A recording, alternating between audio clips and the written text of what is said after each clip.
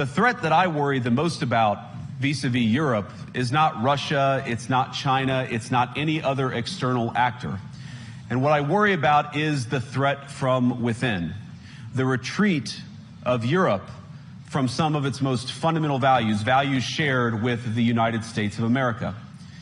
Now, I was struck that a former European commissioner went on television recently and sounded delighted that the Romanian government had just annulled an entire election.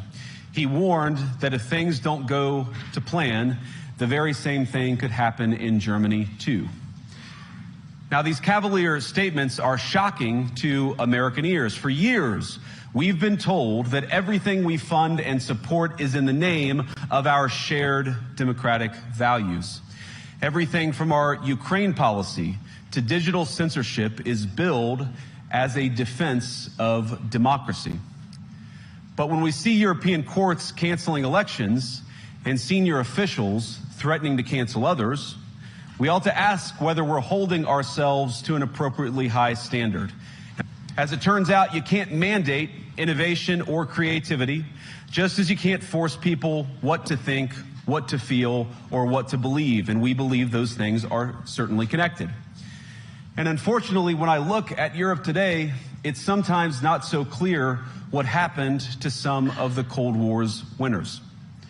I look to Brussels, where EU commissars warn citizens that they intend to shut down social media during times of civil unrest the moment they spot what they've judged to be, quote, hateful content.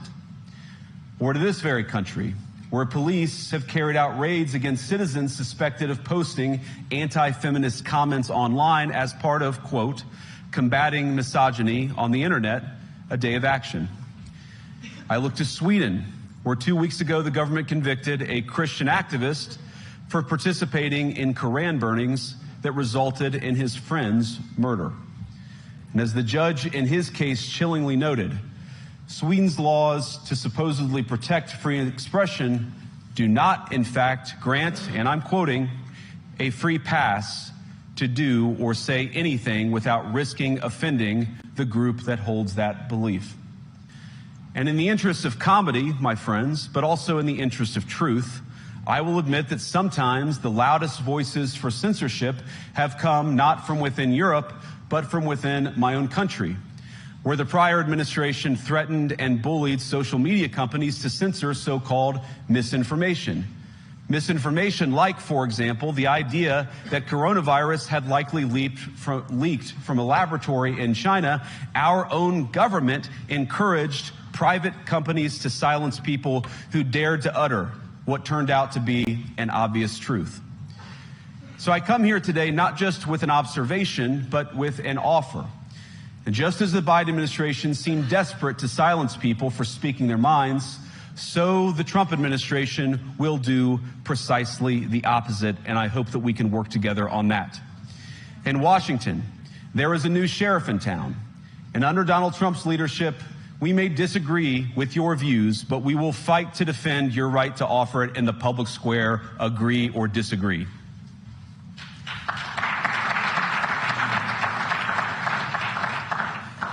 Now, we're at the point, of course, that the situation has gotten so bad that this December, Romania straight up canceled the results of a presidential election based on the flimsy suspicions of an intelligence agency and enormous pressure from its continental neighbors. Now, as I understand it, the argument was that Russian disinformation had infected the Romanian elections.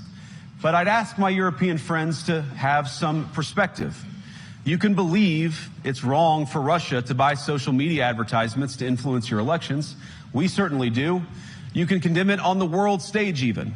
But if your democracy can be destroyed with a few $100,000 of digital advertising from a foreign country, then it wasn't very strong to begin with.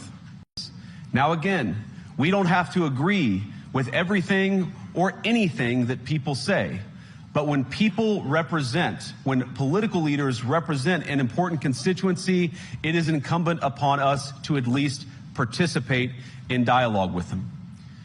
Now, to many of us on the other side of the Atlantic, it looks more and more like old entrenched interests, hiding behind ugly Soviet-era words like misinformation and disinformation, who simply don't like the idea that somebody with an alternative viewpoint might express a different opinion or, God forbid, vote a different way or, even worse, win an election.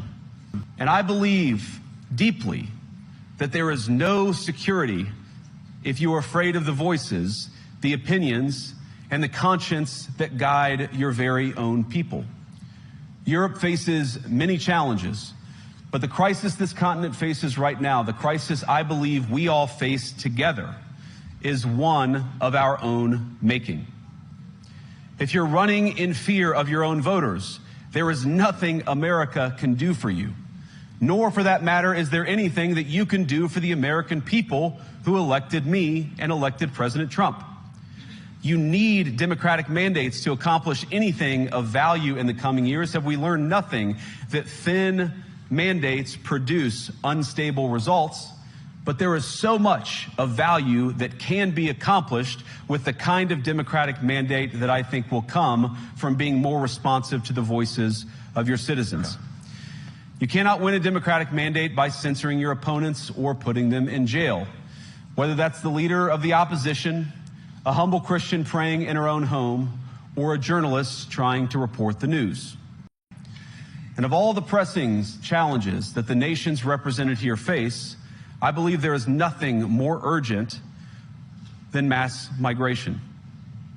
Today, almost 1 in 5 people living in this country moved here from abroad. That is, of course, an all-time high. It's a similar number, by the way, in the United States, also an all-time high. The number of immigrants who entered the EU from non-EU countries doubled between 2021 and 2022 alone, and of course it's gotten much higher since. And it's the result of a series of conscious decisions made by politicians all over the continent and others across the world over the span of a decade. We saw the horrors wrought by these decisions yesterday in this very city. And of course, I can't bring it up again without thinking about the terrible victims who had a beautiful winter day in Munich ruined. Our thoughts and prayers are with them and will remain with them. But why did this happen in the first place? It's a terrible story, but it's one we've heard way too many times in Europe and unfortunately too many times in the United States as well. An asylum seeker, often a young man in his mid-20s, already known to police, rams a car into a crowd and shatters a community. How many times must we suffer these appalling setbacks before we change course and take our shared civilization in a new direction? No voter on this continent went to the ballot box to open the floodgates to millions of unvetted immigrants. But you know what they did vote for? In England, they voted for Brexit, and agree or disagree, they voted for it. And more all over Europe, they're voting for political leaders who promise to put an end to out-of-control migration. Now, I happen to agree with a lot of these concerns, but you don't have to agree with me. I just think that people care about their homes, they care about their dreams, they care about their safety and their capacity to provide for themselves and their children. And they're smart. I think this is one of the most important things I've learned in my brief time in politics. Contrary to what you might hear a couple mountains over in Davos, the citizens of all of our nations don't generally think of themselves as educated animals or as interchangeable cogs of a global economy. And it's hardly surprising that they don't want to be shuffled about or relentlessly ignored by their leaders. And it is the business of democracy to adjudicate these big questions at the ballot box. I believe that dismissing people, dismissing their concerns, or worse yet, shutting down media, shutting down elections, or shutting people out of the political process protects nothing. In fact, it is the most surefire way to destroy democracy. And speaking up and expressing opinions isn't election interference. Even when people express views outside your own country, and even when those people are very influential. And trust me, I say this with all humor, if American democracy can survive 10 years of Greta Thunberg scolding, you guys can survive a few months of Elon Musk. But what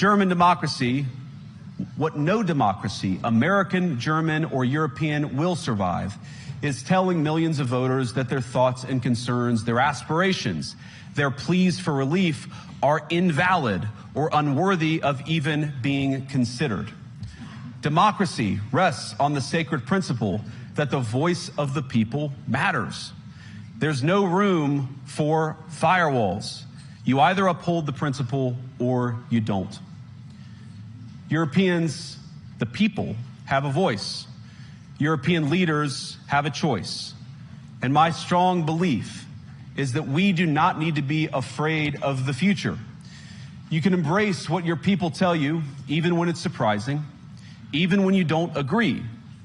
And if you do so, you can face the future with certainty and with confidence, knowing that the nation stands behind each of you. And that, to me, is the great magic of democracy. It's not in these stone buildings or beautiful hotels. It's not even in the great institutions that we have built together as a shared society. To believe in democracy is to understand that each of our citizens has wisdom and has a voice. And if we refuse to listen to that voice, even our most successful fights will secure very little. As Pope John Paul II, in my view, one of the most extraordinary champions of democracy on this continent or any other, once said, "Do not be afraid."